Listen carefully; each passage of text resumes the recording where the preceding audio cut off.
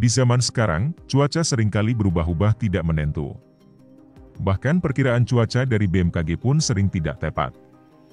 Lantas bagaimana kondisi cuaca di luar negeri? Apakah sama dengan Indonesia? Atau malah sebaliknya? Ternyata, di luar negeri banyak terjadi fenomena alam yang sangat ekstrim yang menggemparkan dunia, dan bahkan ada yang sampai merenggut korban jiwa yang tidak sedikit.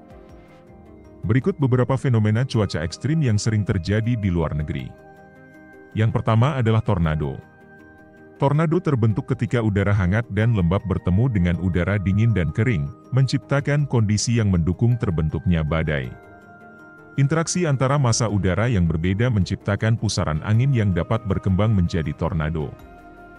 Proses terbentuknya tornado dimulai dari udara panas naik kemudian bertemu dengan udara dingin, yang menyebabkan pembentukan awan-awan cumulonimbus.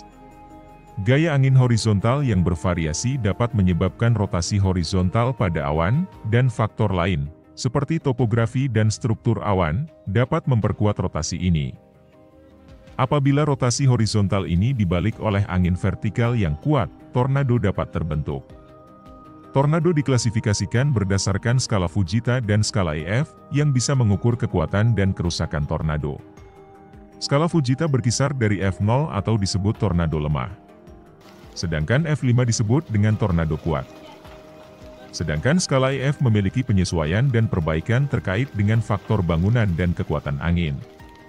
Tornado umumnya lebih sering terjadi di wilayah Amerika Serikat, terutama di daerah Midwest dan Great Plains. Namun, tornado juga dapat terjadi di berbagai belahan dunia seperti Australia, Kanada, Argentina, Jepang dan Eropa. Tornado dapat menyebabkan kerusakan yang signifikan pada bangunan, pohon, dan infrastruktur. Angin tornado sangat kuat dan dapat mencapai kecepatan ratusan mil per jam, menyebabkan efek vakum dan tekanan yang dapat menghancurkan bangunan. Bahaya terbesar dari badai tornado adalah risiko cedera dan kematian akibat serpihan benda yang terbang atau runtuhan bangunan. Sistem peringatan dini dan pemantauan cuaca sangat penting untuk memberikan peringatan dini terhadap kemungkinan tornado. Tempat perlindungan atau tornado shelter dirancang untuk memberikan perlindungan terbaik selama tornado dan dapat berupa ruangan bawah tanah atau struktur khusus yang tahan tornado. Ahli meteorologi sering melakukan penelitian dan dokumentasi terhadap tornado untuk memahami pola dan perilakunya, membantu dalam peringatan dini, dan meningkatkan pemahaman ilmiah tentang cuaca ekstrim. Fenomena cuaca ekstrim selanjutnya adalah badai petir. Badai petir adalah fenomena cuaca yang spektakuler dan seringkali menakjubkan.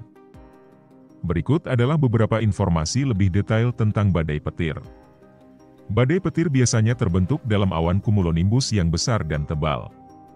Ketika partikel air dalam awan saling bertabrakan, muatan listrik terpisah, menciptakan muatan positif di bagian atas awan dan muatan negatif di bagian bawahnya.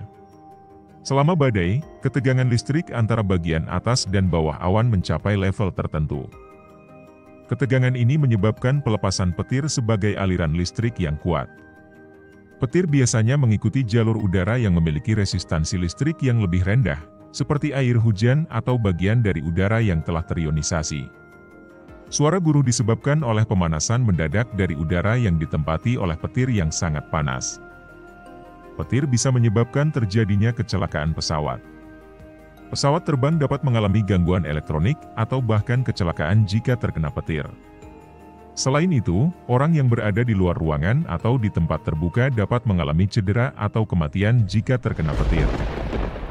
Jadi, selama badai petir, berlindunglah di dalam gedung atau tempat perlindungan yang direkomendasikan.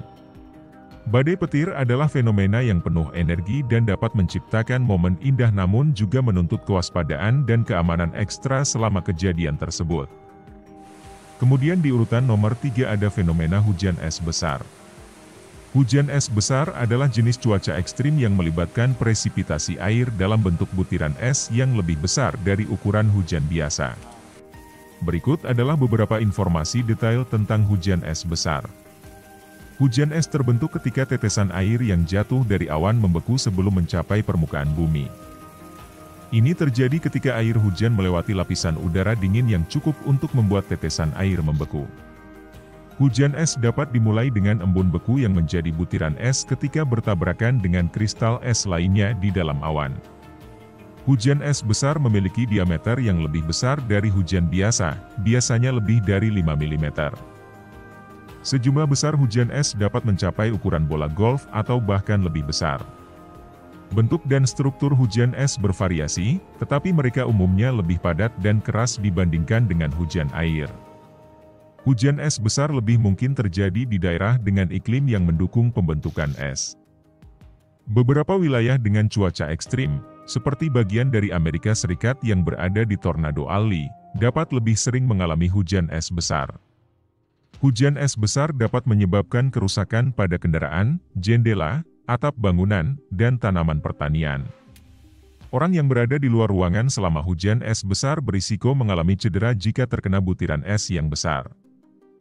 Hujan es besar yang begitu besar dapat menyebabkan gangguan listrik jika butiran es memutus kabel listrik atau merusak instalasi listrik. Selama hujan es besar, penting untuk mencari perlindungan di dalam gedung atau di dalam kendaraan yang kuat dan aman. Fenomena alam ekstrim lainnya adalah angin topan. Angin topan adalah fenomena cuaca yang sangat kuat dan berbahaya. Angin topan terbentuk di atas lautan yang hangat, khususnya di daerah tropis dan subtropis. Permukaan laut yang hangat menyediakan sumber panas dan kelembapan yang diperlukan untuk memicu pembentukan topan. Angin topan terbentuk ketika udara hangat dan lembab naik ke atmosfer dan bertemu dengan udara sejuk di atasnya. Proses pendinginan dan kondensasi menyebabkan pembentukan awan cumulonimbus yang besar.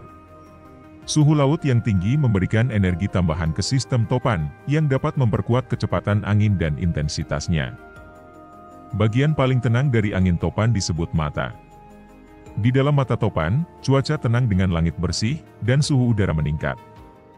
Di sekitar mata topan terdapat dinding mata angin yang terdiri dari awan cumulonimbus yang sangat tinggi dan kuat.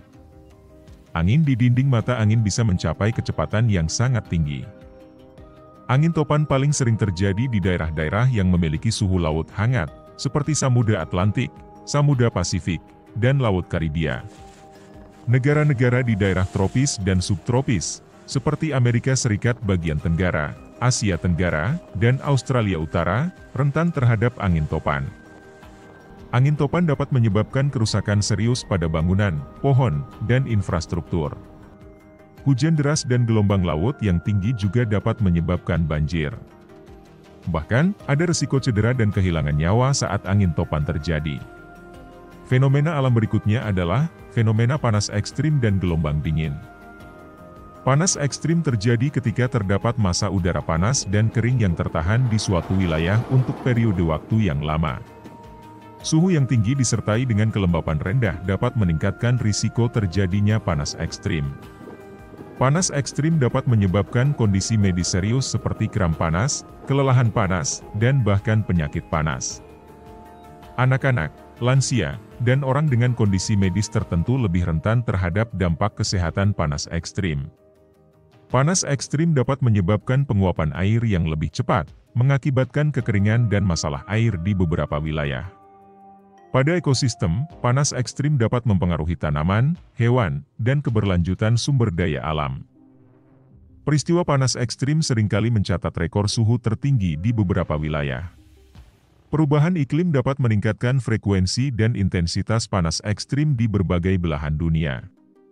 Sedangkan gelombang dingin terjadi ketika massa udara dingin bergerak ke wilayah yang sebelumnya lebih hangat. Gelombang dingin dapat diakibatkan oleh pergeseran massa udara. Gelombang dingin ekstrim dapat menyebabkan kondisi hipotermia dan pembekuan. Suhu rendah juga dapat mempengaruhi sistem pernapasan dan memperburuk kondisi medis seperti asma. Gelombang dingin dapat menyebabkan pembekuan air di sungai dan danau, mempengaruhi kehidupan akuatik dan menyulitkan transportasi air. Antartika adalah benua yang memiliki suhu terendah di dunia. Beberapa stasiun penelitian di Antartika, seperti Vostok, mencatat suhu terendah yang pernah tercatat di permukaan bumi.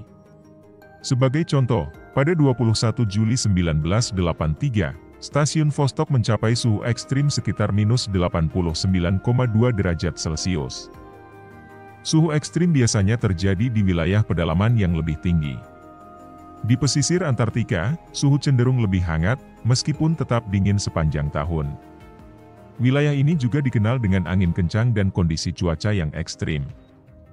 Lalu, bagaimana manusia bisa hidup dan membangun populasi di sana? Jika kalian mau penjelasan lebih detail, silahkan komentar di kolom komentar. Jika banyak peminatnya, kita akan buatkan fakta penjelasan di video selanjutnya.